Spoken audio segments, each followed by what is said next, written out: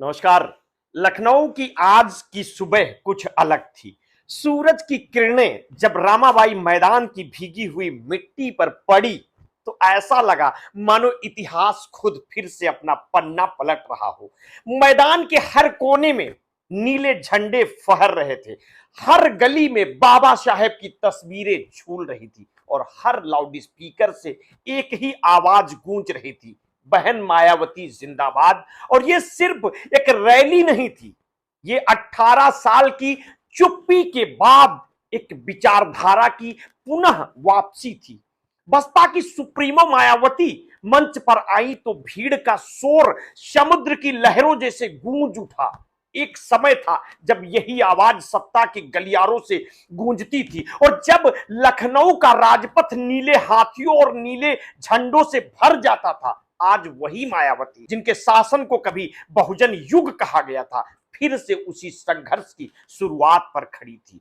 काशीराम परिनिर्वाण दिवस पर यह रैली एक श्रद्धांजलि थी, लेकिन इससे कहीं ज्यादा ये मायावती की राजनीतिक पुनर्प्रस्तुति थी। मंच पर उनके साथ आकाश आनंद थे, नई पीढ़ी का चेहरा जो शायद आने वाले वर्षों में बसपा के भविष्य का प्रतीक बने। लेकिन आज की भीड़ उस नारे की गूंज, जय भीम, बहन जी तुम संघर्ष करो, हम तुम्हारे साथ हैं, बता रही थी कि मायावती अब भी वो नाम है जो लाखों लोगों के भीतर उम्मीद की लौ जलाते हैं। और जब मायावती ने माइक संभाला तो उनके चेहरे पर वही दृढ़ता थी जो उन्होंने 1995 के लखनऊ गेस्ट हाउस कांड के बाद दिखाई थी। उन्होंने कहा, बहुजन समाज पार्टी अब किसी गठबंधन के सहारे नहीं चलेगी, हम 2027 का चुनाव अकेले लड़ेंगे। और ये वाक्य जैसे मैदान में बिजली बंद कर गिरा। समर्थक झूम उठे और राजनीतिक पंडित ने नोटबुक में ये लाइन मोटे अक्षरों में लिख दी, क्योंकि यही वाक्य आगे चलकर यूपी की राजनीति की दिशा तय करेगा। उन्होंने सपा पर निशाना साधा। जातिवाद की जड़ सपा ने डाली थी। सत्ता में रहते हैं तो काशीराम याद नहीं आते, बाहर होते हैं तो पीडीए की बात करते हैं। फिर उन्होंने सवाल दागा, अगर समाजवादी पार्टी को सच में काशीराम से सम्मान था तो उन्होंने काशीराम नगर का नाम बदल क्यों दिया? और यह सवाल मायावती की राजनीति का मूल है, पहचान की राजनीति के उस संघर्ष का जो दशकों से चली आ रही है। कांग्रेस पर उन्होंने ऐतिहासिक आरोप लगाया। आजादी के बाद कांग्रेस ने दलितों और पिछड़ों का सबसे ज्यादा शोषण किया। काशीराम जी के निधन के बाद एक दिन का भी राष्ट्रीय शोक घोषित नहीं किया गया। मायावती के स्वर में केवल राजनीति नहीं थी, उसमें एक समुदाय की पीड़ा थी जो हमेशा हाशिए पर रखा गया। भाजपा पर बोलते हुए मायावती ने तीखी आलोचना और सीमित सराहना दोनों की है। उन्होंने कहा कि हमने जो काशीराम स्मारक बनवाए, सपा सरकार ने उनकी मरम्मत पर एक पैसे नहीं खर्च किया, लेकिन योगी सरकार ने पत्राचार के बाद उस पर कदम उठाया। इसके लिए हम आभारी हैं। ये वाक्य भाजपा और बसपा के बीच की राजनीतिक दूरी और संभावित समीपता दोनों का संकेत था। और यह भी दिखाता है कि मायावती आज भावनाओं की राजनीति नहीं बल्कि रणनीति की राजनीति कर रही हैं। उनकी रैली में एक समय विवादित नारे भी गूंजे थे, तिलक, तराजू और तलवार, इनको मारो जूते चार। ये नारा काशीराम के जमाने से बसपा की पहचान रहा। हालांकि बाद में मायावती ने इसे तिलक, तराजू और तलवार, इनसे करो प्यार में बदल दिया था। उन्होंने कहा कि काशीराम जी की इच्छा थी कि जहां बहुजन समाज की आबादी ज्यादा है वहां बहुजन समाज पार्टी को अपनी ताकत से सरकार बनानी चाहिए। 2007 में हमने यह सपना पूरा किया था और फिर करेंगे। 2007 की याद दिलाते ही भीड़ में जैसे बिजली दौड़ गई। वही 2007 जब मायावती ने अकेले दम पर सत्ता हासिल की थी, बहुजन से सर्वजन की रणनीति बनाकर, और वो दौर जब ब्राह्मण शंख बजाएगा, हाथी बढ़ता जाएगा का नारा हर गांव तक पहुंचा था। आज 18 साल बाद वही भावना लौटती दिखी, लेकिन परिस्थितियां बदल चुकी। अब राजनीति में हिंदुत्व और विकास की दो ध्रुवीय हवाएं चल रही हैं। बहुजन विचारधारा इस हवा के बीच अपनी जगह तलाश रही है।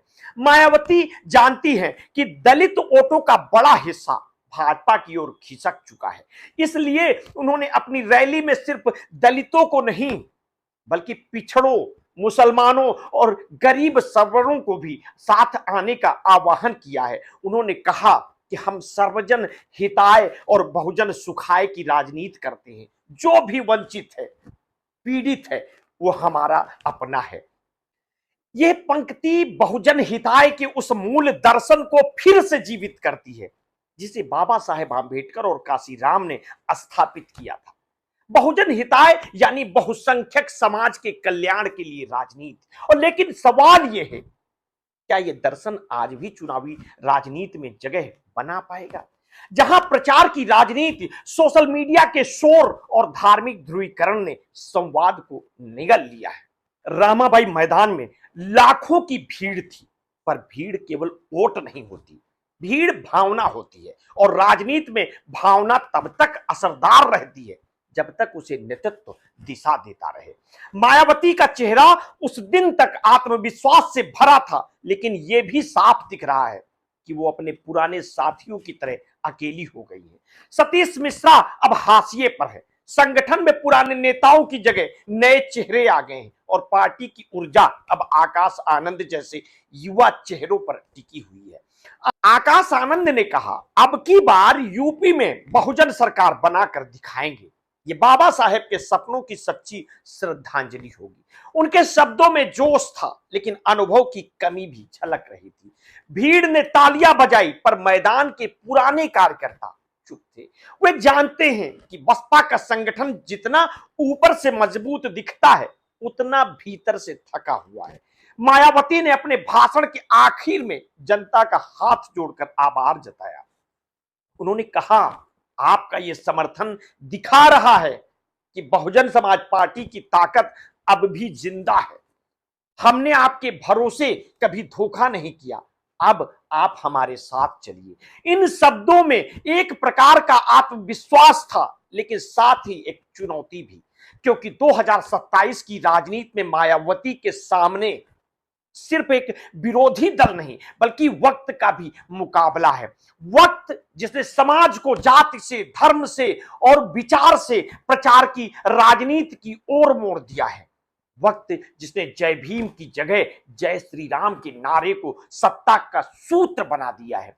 वक्त जिसने बहुजन राजनीति को एक सवाल बना दिया है, क्या ये विचार अभी भी जिंदा है या सिर्फ स्मारकों और मूर्तियों में सीमित हो गया है?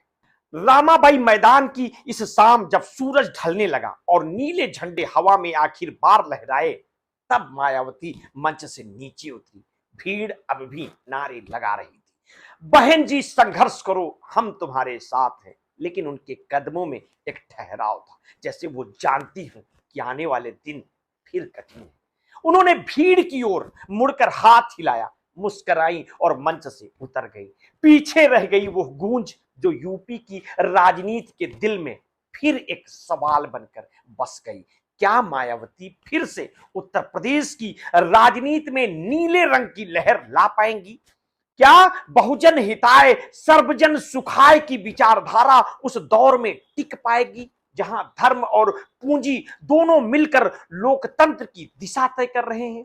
क्या आकाश आनंद उस राजनीतिक विरासत को संभाल पाएंगे जो कभी संघर्ष की ज्वाला से जन्मी थी? और सबसे बड़ा सवाल, क्या ये रैली बसपा की वापसी का संकेत है या बहुजन राजनीति की आखिरी पुकार?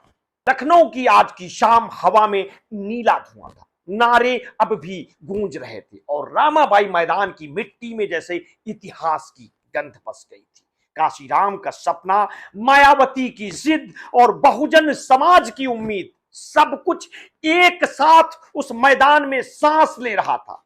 कहीं भीड़ में कोई बुजुर्ग कार्यकर्ता कह रहा था, बहन जी फिर आएंगी। और शायद ये वाकई ही बसपा की राजनीति का भविष्य है, उम्मीद का आखिरी नाम जो अब भी हार मानने को तैयार रहे। मिलते हैं किसी नेक्स्ट स्टोरी के साथ। आपने अगर अभी तक हमारे इस चैनल को सब्सक्राइब नहीं किया तो तत्काल कर लीजिए। बेल आइकन दबाना बिल्कुल ना भूलिए। अपने स्वास्थ्य के प्रति सचेत रहिए, सजग रहिए। और हां, आपने अगर कभी भी कोरोना वैक्सीन लगवाई है तो समय समय पर अपने ब्लड प्रेशर की जांच अवश्य कराते रहिए। अपना ध्यान रखिए। बहुत बहुत धन्यवाद। साधुवाद।